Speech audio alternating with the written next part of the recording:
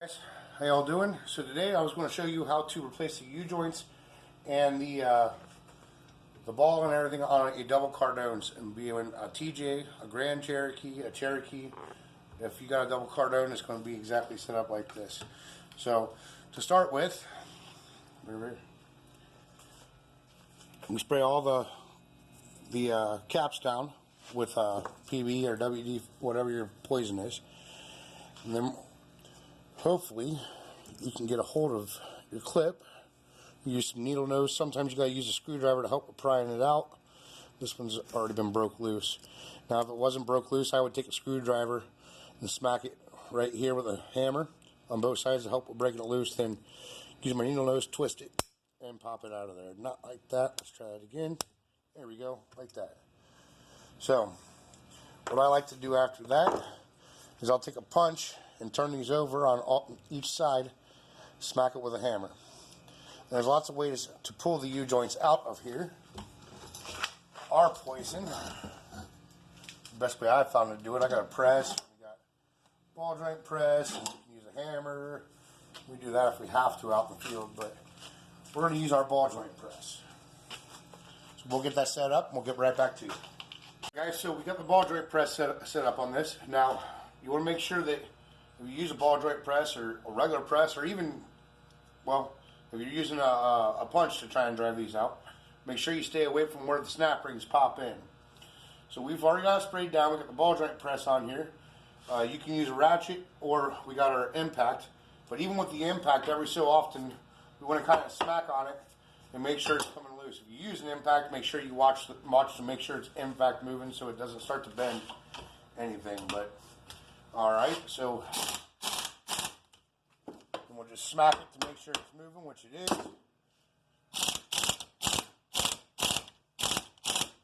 All right. Now I'll back it off. We've already pretty well got her driven out there, which I did cheat before I came back and started the video. I already had her moving a little bit. But now I'll take my channel locks.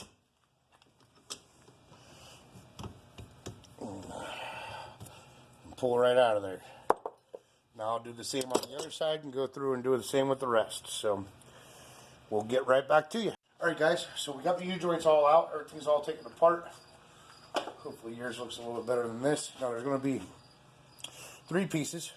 You're going to drive, make sure you pop the seal out if there is a seal left, the old race, and then you'll take and drive that in. Now what I found works best, either a socket or even the old outside diameter race, you can take that and drive this right back in, and then you're going to install your seal.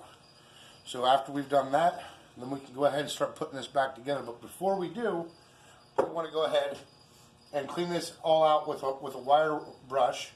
Make sure you get all the corrosion and stuff out of there. Then take a pick and go ahead and clean out around the ring, so that way the new snap rings will go right in and the caps will pop right in as well. So we already did that. We'll get right back to you and get our tools put together. We'll show you what's next. So actually, we purchased that from O'Reilly's, the part number 617. I've got the Spicer number as well. Both will be listed below. Precision's what O'Reilly's had in stock, and part number 617.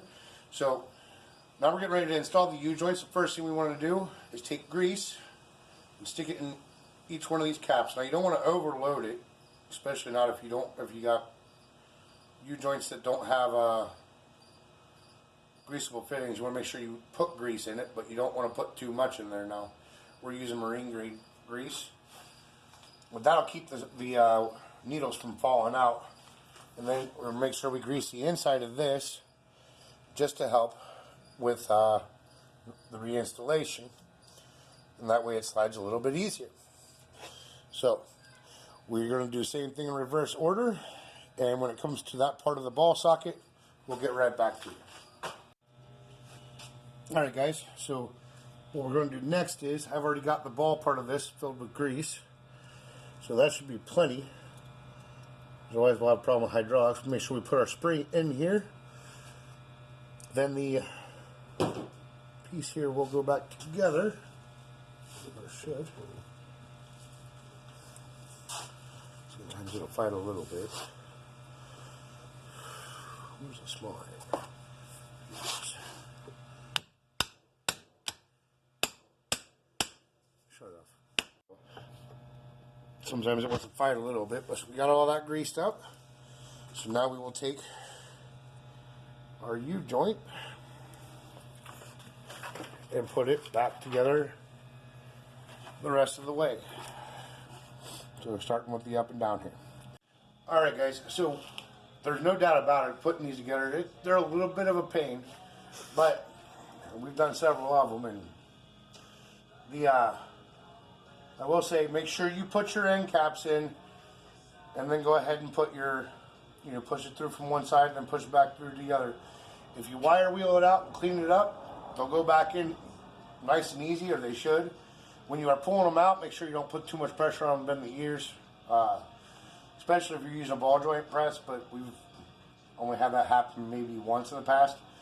But well, hopefully this helps somebody else out. If anybody wants the number to the ball, it will be down below for the Precision one at O'Reilly's, as well as the Spicer one. So hope this helps you guys out. See you on the next one.